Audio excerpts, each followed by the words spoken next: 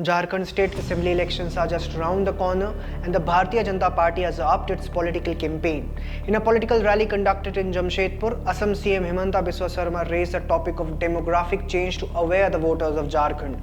The BJP leader even gave the example of Assam to emphasize on dangers of demography change in Jharkhand. कर चुका है और आज झारखंड में यही काम शुरू हुए हैं।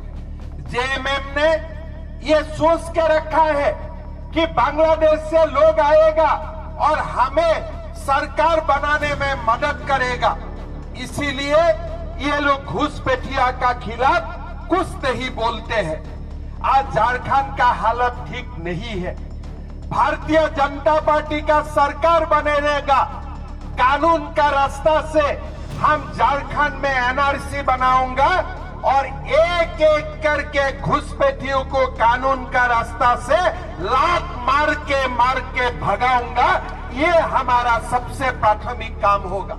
भाइयों और बहनों, ये महान धरती को हमें बसाना पड़ेगा।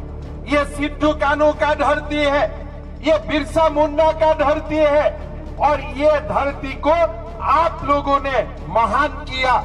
आप लोगों ने ये धरती को आज यहाँ तक पहुंचा है। हमें ये धरती और झारखंड का सभ्यता संस्कृति हम कभी भी घुसपैठियों का आगे हम नतमस्तक होने नहीं देख सकता। Notably, Himanta Biswa Sarma has been quite vocal when it comes to speak about demographic change. For instance, in his Independence Day speech earlier this year, he stated how demographic change in Assam has threatened the state's future as Muslim population has increased to 41%, while Hindus are down to 57%. 2 weeks after that, CM Himanta announced to bring out a white paper on how there has been a demographic change in the area with the Hindu majority. Now CM Himanta stated that JMM, the ruling party in Jharkhand, intends to do nothing on Bangladeshi infiltrators so they could help them electorally.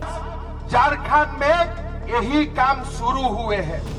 JMM ने ये सोच के रखा है कि बांग्लादेश से लोग आएगा और हमें सरकार बनाने में मदद करेगा, इसीलिए ये लोग घुसपैठिया का खिलाफ कुछ नहीं बोलते हैं।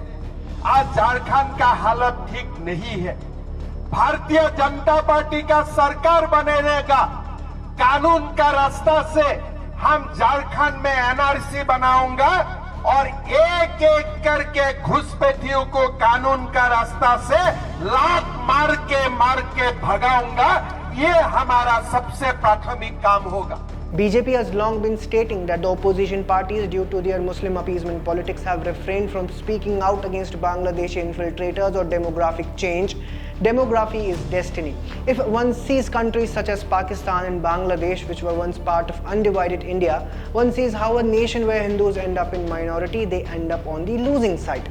Both the countries had a considerable Hindu population when they became Islamic countries. And despite their leaders promising the rights of minority Hindus would be protected, the Hindus in these countries have faced religious persecution, including forced conversion to Islam.